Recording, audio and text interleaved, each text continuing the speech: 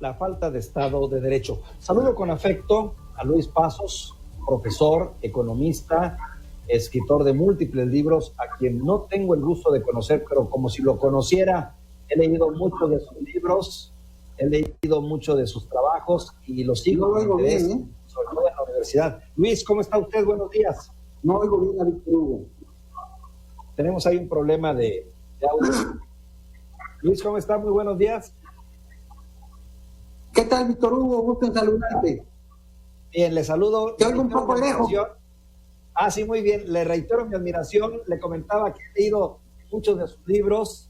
No lo conozco personalmente, pero a través de sus libros lo he conocido, Luis.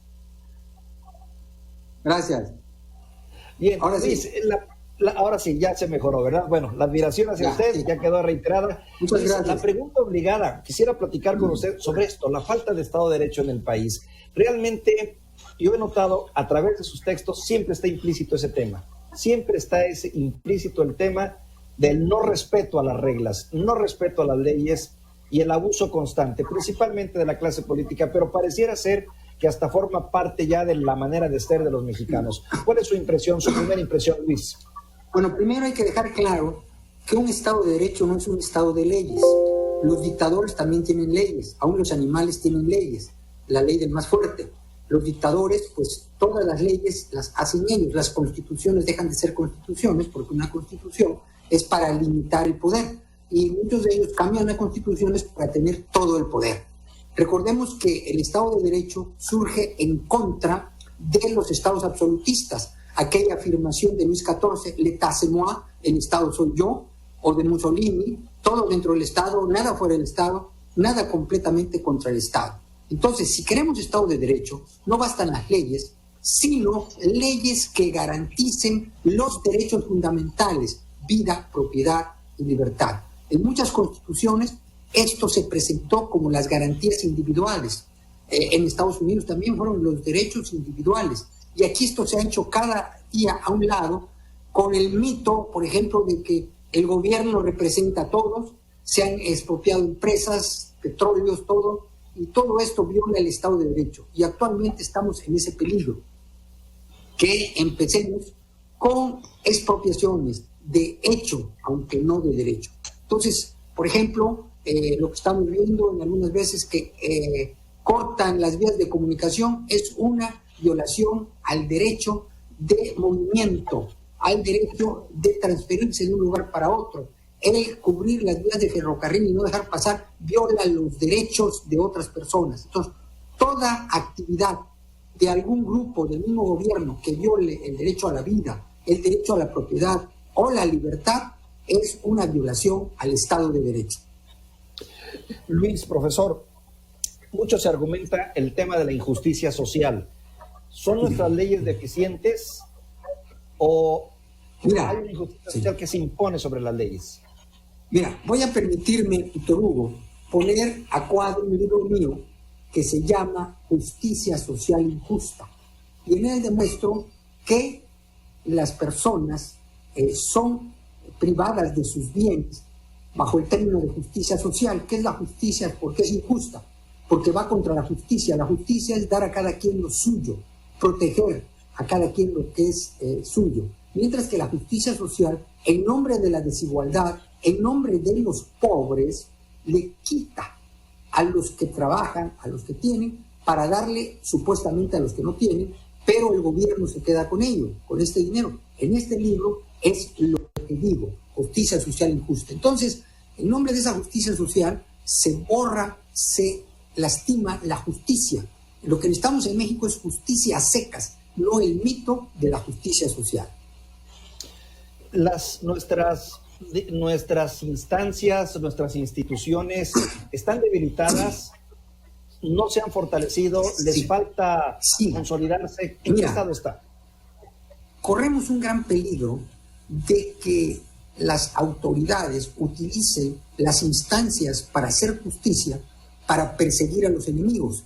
Entonces, esto es lo que hacen, por ejemplo, la Gestapo con Hitler, eso es lo que hizo. No era justicia, era perseguir o a una etnia que era la etnia judía, o a los que criticaban al régimen nazista y criticaban a Hitler. Ahí se acabó la oposición, como se acabó en Cuba, como se acabó en China, como en Venezuela, que se han expropiado radiodifusoras, se han expropiado televisoras, se han expropiado empresas. Entonces, eso es lo que debemos evitar que pase en México, que empiecen las expropiaciones en nombre de un término muy bonito que se llama justicia social, que aquí lo que ha servido es para pagarle dinero o darle dinero a cambio de votos a las personas. Eso también ha pasado en España y ha pasado en Argentina. Lo que México necesita es fortalecer la justicia, fortalecer al Poder Judicial, que exista un contrapeso en el legislativo, que no controle todo el Ejecutivo y que en el Ejecutivo sea una persona la que controle todo el país, como pasa en las dictaduras. Ese es el grave peligro de México. En el actual gobierno de la 4T podríamos pensar que se está violando totalmente la justicia en aras de una justicia social. Mira, quizá no sea exagerar decir que totalmente, pero sí en muchos aspectos. Si tú te fijas, por ejemplo, se ha violado la Constitución al poner como testigo de la corrupción a un corrupto. Eso ya en sí mismo es inconstitucional. Y después es mucha coincidencia que solamente un niño de 3 años no entiende que todos los corruptos coinciden que son con los que critican al gobierno. Así empezó Hitler, así empiezan las dictaduras. Entonces, tenemos que hacerle ver al actual gobierno, al presidente, que también tiene cosas positivas, hay que decirlo, que en este momento está violando la Constitución y que, quiera o no, está dando señales de que todo aquel que va contra el gobierno es un acto ilegal, como el caso de del dinero, ¿no? En una parte es corrupción y en la otra es un acto, pues, para ayudar a una causa justa. Entonces, un mismo acto se clasifica en diferente forma. Entonces, tiene que empezar, si se va a combatir la corrupción, combatiendo la corrupción en el actual gobierno. Y eso es lo que ya le agarraron la medida al presidente. Todos llegan y le dicen, es que son los neoliberales, es que son los conservadores. Y vemos que en Pemex sigue la misma corrupción. En muchas partes del gobierno sigue la misma corrupción. Hace poco hay una sucursal de este Banco de Bienestar en medio de la nada, en el desierto. Costó 4 millones. ¿A quién le va a dar? A nadie. ¿Qué quiere decir? Hay desorden en las empresas estatales, hay corrupción en las empresas estatales, en CFE hay corrupción, pero ya convencieron al presidente que están perdiendo más porque la energía privada es la causante. Y el presidente les ha comprado esas mentiras a los corruptos de su gobierno. Entonces, sí hay un grave peligro que aumente la corrupción, que en aras de la justicia social se viole la justicia a secas, que es lo que está pasando. ¿Son nuestros políticos mexicanos más corruptos que otros políticos o es un problema de control, de ajustes, Luis?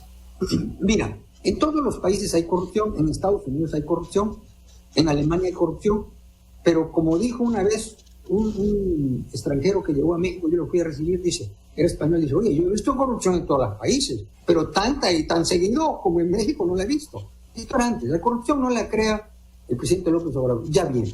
Pero en este momento se habla de combatir la corrupción y la corrupción ha aumentado, y lo dice el INEGI. Hay más dinero dedicado por que te hagan vamos a decir, te den un permiso, se destina más dinero a la corrupción ahora que en el sexenio pasado. Hay más dinero gastado en la corrupción. ¿Por qué hay corrupción? Porque hay exceso de reglamentaciones. ¿Qué hizo Trump? Que tiene muchos errores, pero bajó las reglamentaciones, bajó los impuestos.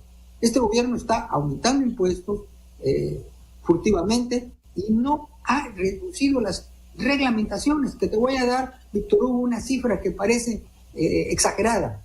Hay 130,000 procesos para legalizar una empresa, 130,000, tanto a nivel municipal como estatal como federal. ¿Esto qué hace? Que el que quiera una licencia, el que quiera una licencia para construcción, el que quiera estar legal, tiene que dar dinero si quiere producir. Entonces, que quiten podemos decir, tanto obstáculo. Pero este gobierno no ha hecho nada, no ha bajado ni impuestos, ni ha bajado reglamentaciones. O sea, el caldo de cultivo para la corrupción sigue igual. Y los actuales funcionarios tienen la mesa tendida para ser corruptos. Profesor, una solución podría ser eliminar el dinero efectivo, el manejo de dinero efectivo y llevarlo a la bancarización, a la... No para no para el pueblo, porque la mayoría de nuestro pueblo es gente humilde, que no tiene cuentas bancarias, que no tiene tarjeta de crédito. En donde ya está y no se cumple es en el gobierno. En el gobierno no se debe manejar efectivo y manejan grandes cantidades en efectivo. La excusa es ahora con eso de que darle a los ninis, darles a los que no tienen trabajo, que es simplemente proselitismo político, se está manejando, se sigue manejando en el dinero en efectivo, tanto a nivel municipal como estatal, como federal. Entonces debe haber una prohibición expresa que ni un solo centavo en el gobierno se debe manejar en efectivo. El efectivo es para la sociedad, para la gente, para el ciudadano, no para el gobierno. Y en el gobierno se maneja mucho efectivo, que es un facilitador de corrupción dentro del gobierno.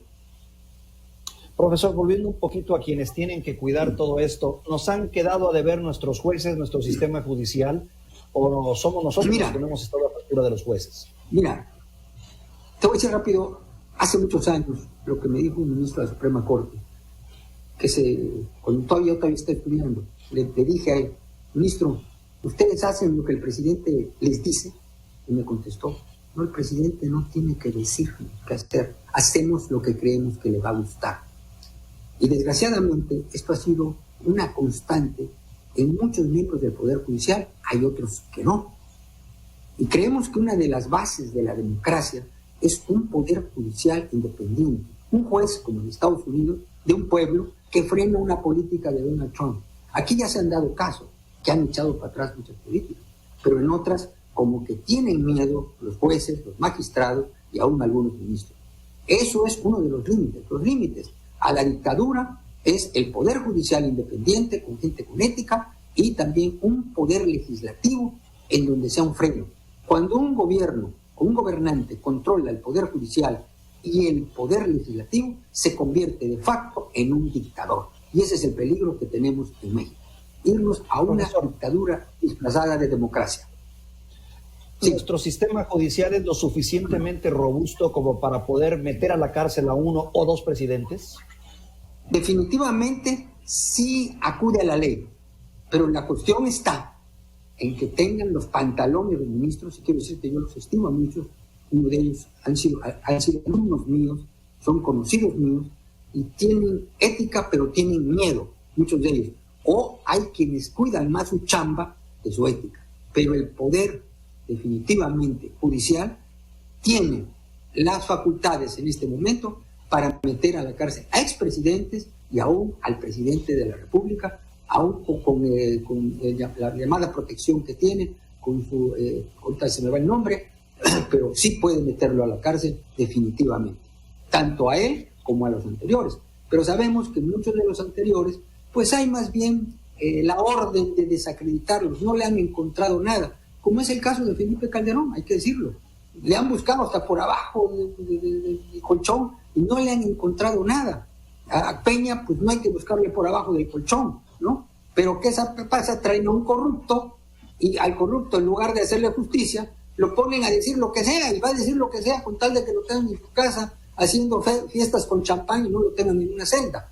Entonces, todo eso debe aclararse y debe el Poder Judicial mostrar su independencia, señalando a todos aquellos del Poder Ejecutivo, funcionarios, hasta el presidente, que están incumpliendo la ley o que están haciendo actos de corrupción. Y no dedicarse a utilizar a corruptos para involucrar a los opositores como corruptos.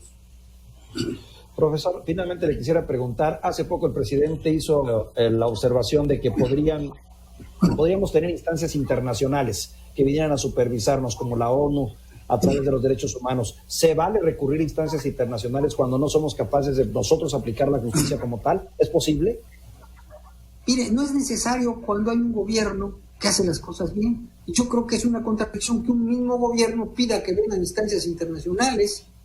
Es como el hecho de que pues, no tiene confianza en su gente y mete al ejército a hacer de todo porque es la institución más confiable según las encuestas. Entonces, ¿qué tenemos? Que no es necesaria una instancia internacional o la debe pedir un organismo o un grupo privado. Pero el que pida a un gobierno que venga a una instancia internacional a ver cómo hacer las cosas, pues a mi juicio es una contradicción. Él debe hacerlas bien y debe haber en México límites dentro de los otros dos poderes, el poder judicial y el poder legislativo, para limitarlo. Acuérdense que una democracia implica un gobierno limitado, no que haga lo que se le dé la gana, no que diga hagan esto y hagan lo otro. Entonces tenemos ese riesgo, que las autoridades encargadas a buscar los delitos se conviertan en una Gestapo, en buscar meter a la cárcel a los opositores y no a los delincuentes. Privilegios para los delincuentes y cárcel para los opositores parece ser en este momento la consigna. ¿Es usted optimista en cuanto a cómo van a terminar estos casos de corrupción? ¿Cree usted que los vamos a ver en la cárcel, a toda esta bola de pillos y esta mafia que en cierto momento... Es probable que haya uno o dos, como lo hacían en sexenios anteriores. Hay un pez gordo que meten para que la gente se vaya con esa idea, como aquí ha tratado de hacer Lozoya, pero pues ya le encontraron un mejor uso a Lozoya, ¿no? Lozoya, con tal de no estar en la cárcel y estar en su casa a todo dar tomando champán, pues le dicen, oye, di que es corrupto ese. Pues sí, todas las pruebas que ha presentado Lozoya no son judicialmente válidas y muchas están prescritas. Entonces, se está simplemente jugando con la opinión pública, utilizando a un corrupto para ensuciar los nombres de competidores. Yo creo que se debe rectificar ese camino. Al señor Lozoya, que ojalá pues no le vaya tan mal, a pesar de todos los millones que se robó, pero pues que hagan justicia, porque hasta ahorita no han hecho justicia, lo trajeron para otra cosa, no para hacer justicia ni combatir la corrupción. Hasta ahorita esa es la visión que han dado con esta persona, Lozoya. Y de ahí en fuera, pues no han agarrado a nadie, ¿no? A lo mejor a un velador que se llevó algo.